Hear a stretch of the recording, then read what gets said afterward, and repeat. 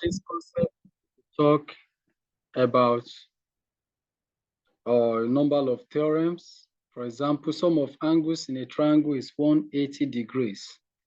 Sum of angles in a quadrilateral, any types of quadrilateral, is 360 degrees. And we later treat other polygons. So we have sum of angles on a straight line. For example, you have this straight line.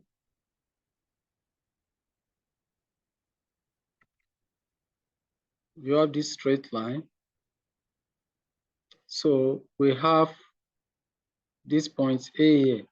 Suppose that point A is divided into, we have maybe 30 here. The remaining will mean 150. They must sum up to 180 degrees. Or you have maybe point P here, as it's divided into this. Maybe this one is a 20, and the one here is a 40. So what will be the remaining? Because they must sum up to, look at this, it forms something like semicircle. This one to form something like semicircle. So, and the sum must be 180 degrees. That means 40 plus 20, that's 60. Plus what will give us 180? That means the one here is 120 degrees. Now, a situation whereby you now have something like this. Maybe this one is 60. This one is 50. This one is 100. And they're asking, what's the remaining one? So in this case, if you add all these together to be 60 plus 100 plus 50, so that's 230. Subtract from 360, we are going to have, that means this place will be 150. So the reason being the fact that this one, at this point, we have all the angle formed round, like a complete revolution, that is 360 degrees. Now, let us also quickly talk about angles involving parallel lines. Angles on parallel lines. Two parallel lines on different positions will never meet, no matter how long they are traced. So we have these two parallel lines, PQ and AB. If you now have another straight line connecting the two parallel, maybe we call it XY. This XY is what we call transversal. Now, suppose I have an angle here, A, here B, here C, and here D.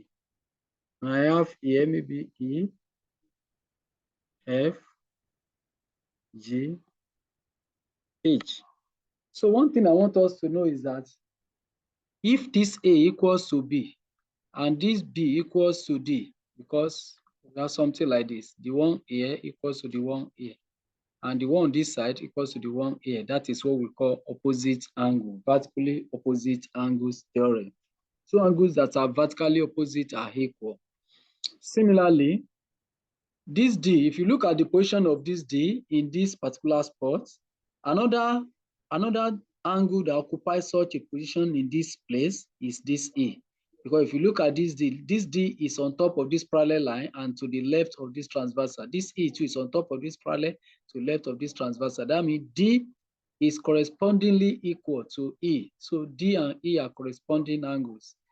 A and F corresponding angles. B and G corresponding angles. C and H corresponding angles, and they are equal. So what about alternate angle? Alternate angle, we talk about the angle here. Look at it. This C that we have here, it will jump to the other side here, to jump to the other side of transversal. So since it is down here, it will be up here. So that's C equals to F. Or another way to get it quickly is look at this parallel line. Look at this. And it forms something like Z. That means this one and this one form something like Z. And you can also have your Z in inverted way. Look at this Z facing this side,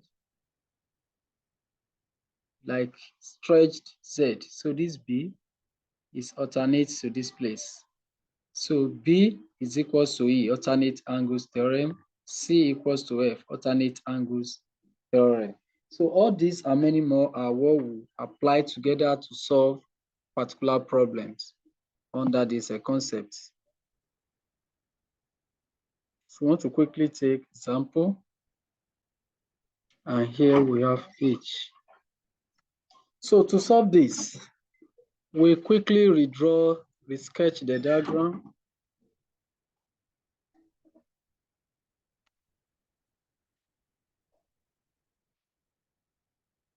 So this one is 62.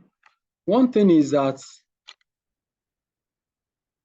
when you are dealing with this type of problem, the parallel line, you are allowed to extend them, extend the parallel lines the way you want. So like this one, if you like, extend it this way, extend it, extend this one here too, like this. Now, one thing is, if you look at the two parallel line now, there is no a single straight line that is meant to connect them as transversal. In other words, the straight line that is supposed to connect them as transversal has a curvature here, is bent here. At this point of this bend, produce your own parallel line there, this place. Okay. So what we now have is that this place, don't forget that the whole of the angle already, the whole of this place is 65 as given in the question. So we can call this place alone A, call this place alone B, then call this place, that is Q that we are looking for. Sorry, I didn't complete the question. We are looking for Q here. So this place is Q. Now, what we do is that if you look at this A, if you look at this A and this 42, they alternate to each other because we have something like Z here. So this line is parallel to this line. This one will come to the other side of transversal, and A equals to 42. You must always provide reason. You say alternate angles. Alternate angles are equal. And if this one is now 42 and the whole of this place is 65, that means if you subtract 42 from 65, you get the remaining one. That means B equals to 65 minus A, which is 65 minus 42. And if you subtract 65 from 42, we'll get 13. 13, oh, sorry, 23 degrees. 23 degrees, that's a 65 minus 40, 23 degrees. That means B is 23 degrees. If B is 23 degrees, also consider this parallel line and this parallel line. The straight line between them is this transversal. So this one can jump to this side for B to be equals to Q. That is also by means of alternate angles. Then we can say B equals to Q. And since B is 23, so that means Q equals to 23 degrees. Q equals to 23 degrees. And that's the answer to this problem. Another way of solving this is to resolve the whole diagram into a closed polygon. Into a polygon. If you look at it, it's not yet a polygon the way it is because it is open. So we can do it, we can say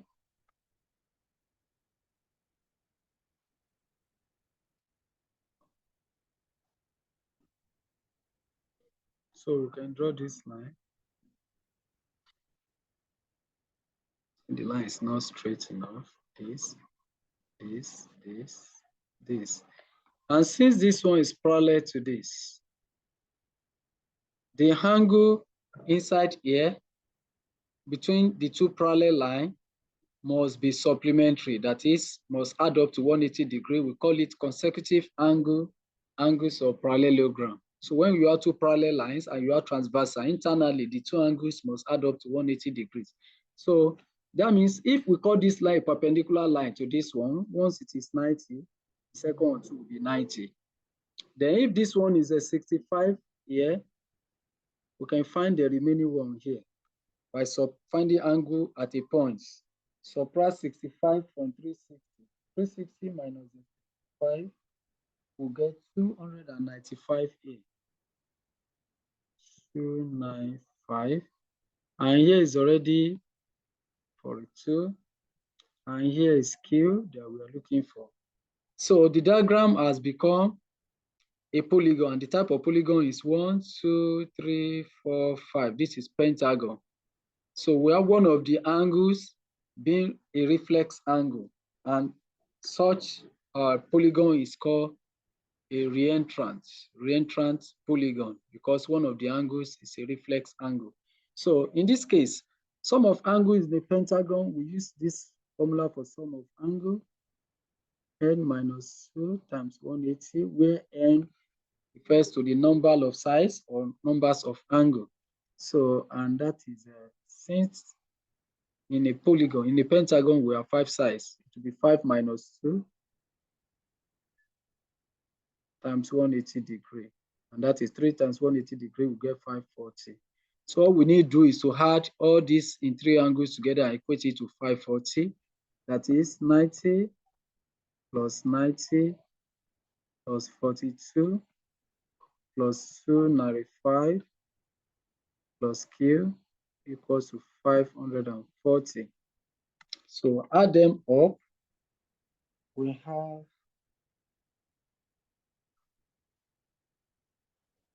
that is 517 plus K equals to 540. And when you collect like terms and you subtract 517 from both sides, so you have 540 minus 517. That gives 23 degrees, which is alternative way to the method 1 we used earlier on.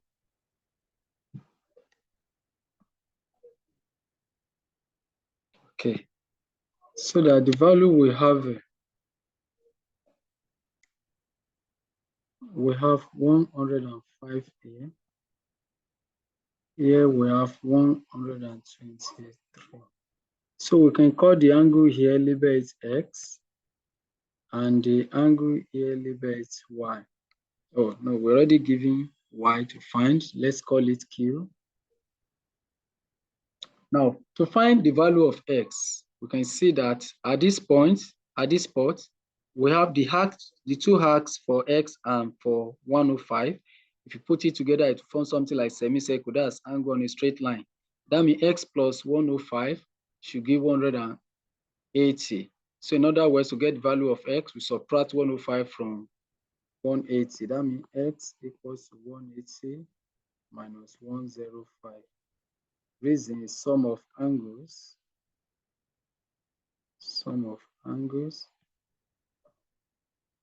on a straight line. So we got X to be 180 minus 105 to give us 75 degrees.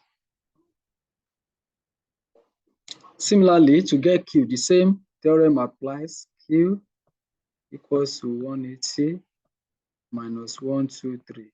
Same reason, sum of angles on a straight line.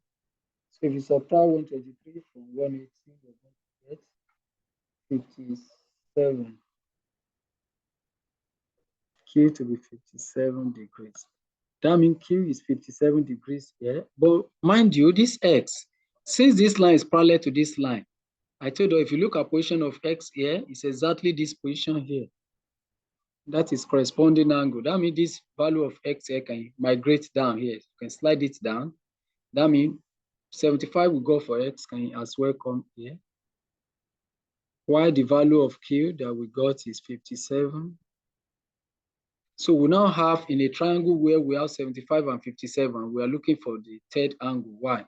So sum of angles in a triangle Y plus Q, which is 57, plus 75, that's the value of X that comes down through corresponding angle theorem.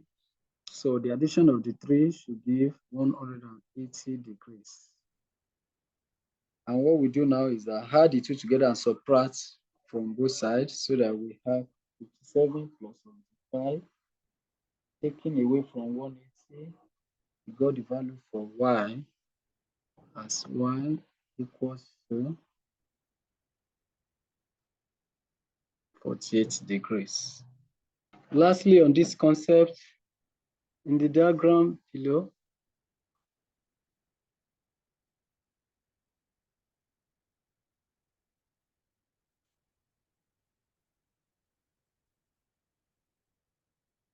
we need the whole of this angle. Consider this diagram. So in this case, what we're going to do is that we can resketch the diagram as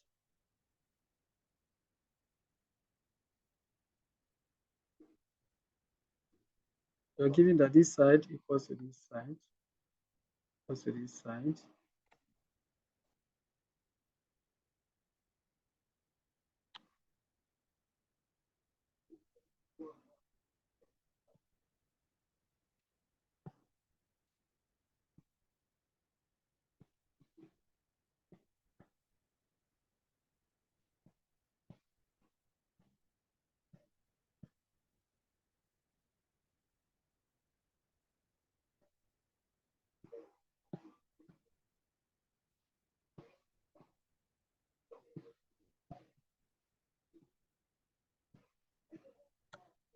Now, we have two isosceles triangles in this diagram. First, for us to find the value of A, since RXY is an isosceles triangle, with side RY equals to side RX, meaning that since these two sides are equal, the base angles will lie on XY. That is, A and B are the base angles, and they are equal. So in this case, since A and B are equal, and we have 62 at the third angle, and you know the sum of the three angles will give 180 degrees. That means we can easily say we can subtract this 62 from 180, and whatever we get, we divide it by 2 by saying A equals to B equals to 180 minus 62 and divide the result by 2. And that should give us, if you subtract 62 from 180, 180 minus 62, that's 180 divided by 2. We have 59 for A equals to 59, B equals to 59.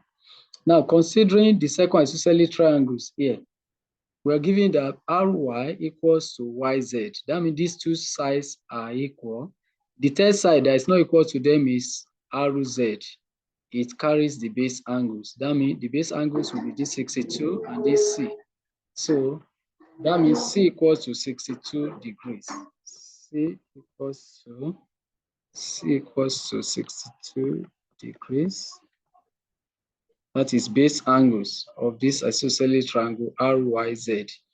So in this case, if C equals to 62 and we are looking for D, that means 62 plus 62 plus D must give 180 degrees.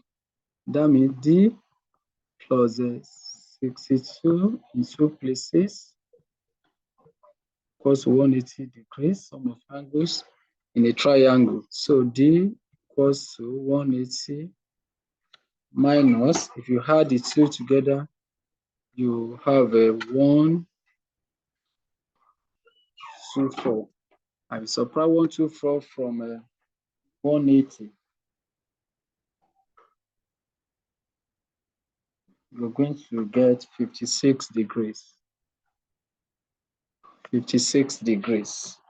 Hence, the required value is XYZ, which is this place. So angle XYZ equals to B plus D, which is the value of B that we obtain is 59, and value of D is 56. That is 59 plus 56. And if we sum that correctly, we should get 59 plus 56, we should get 115 degrees.